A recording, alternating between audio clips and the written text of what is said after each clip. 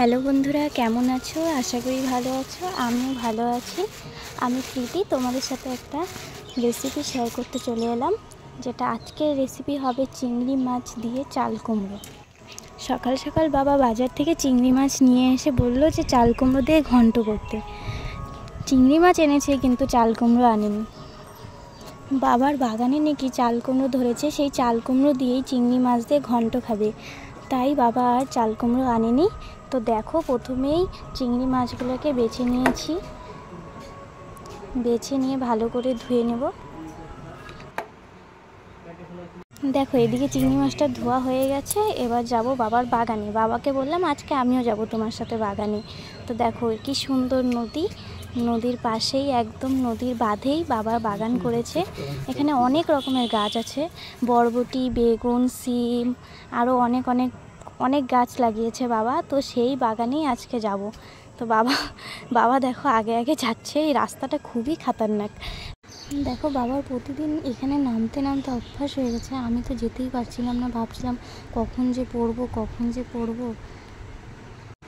শেষমেশ আস্তে আস্তে করে নামলাম।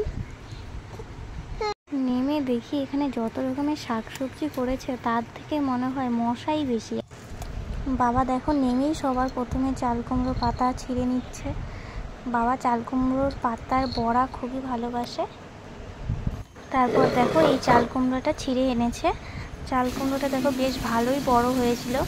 খুবই সুন্দর চাল কুমড়ো, একদম কচি ছিল। দেখো মা কাটছে, এদিকে তোমাদেরকে দেখাই কত সুন্দর চাল কুমড়ো। দেখো একটুকু কি বলবো, একটুকু পোকা নেই, খুব সুন্দর একদম।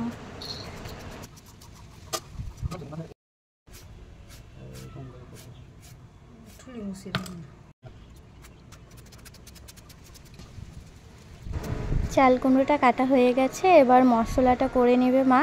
দেখো এখানে কোনো রকমেরই অন্য মশলা লাগেই না, একদম শুধু জিরে, লঙ্কা আর পেঁয়াজ, এই তিনটা দিয়েই কিন্তু আজকে এই ঘন্টটা হবে। তো দেখো এই তিনটে জিনিস নিয়ে মা জল দিয়ে ভালো করে পাটাতে বেটে নিচ্ছে।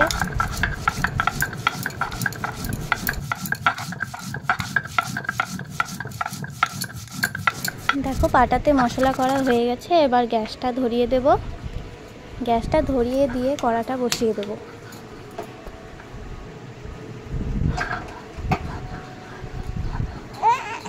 সবার প্রথমে দিয়ে দেব তেল। তেলটা গরম হবে। গরম হওয়ার পর আমি মাছটাকে ভেজে নেব। চিংড়ি মাছগুলোকে এখন ছেড়ে দেব।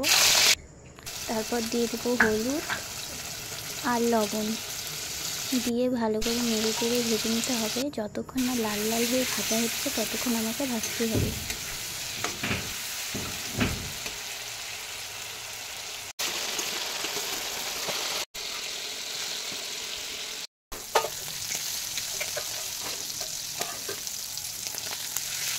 দেখো এখানে লাল লাল করে ভাজা হয়ে গেছে। আমি এবার মাছটাকে তুলে নেব। দেখো কত সুন্দর ভাজা হয়েছে, লাল লাল। তারপর দেখো জিরা সম্বার দিয়ে আমি দিয়ে দেবো চাল কুমড়োগুলো। তারপর হলুদ লবণ দিয়ে ভালো করে নাড়ব।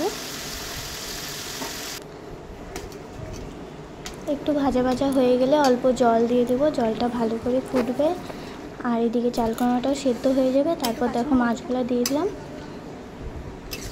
দেখো এটা হয়ে গেছে।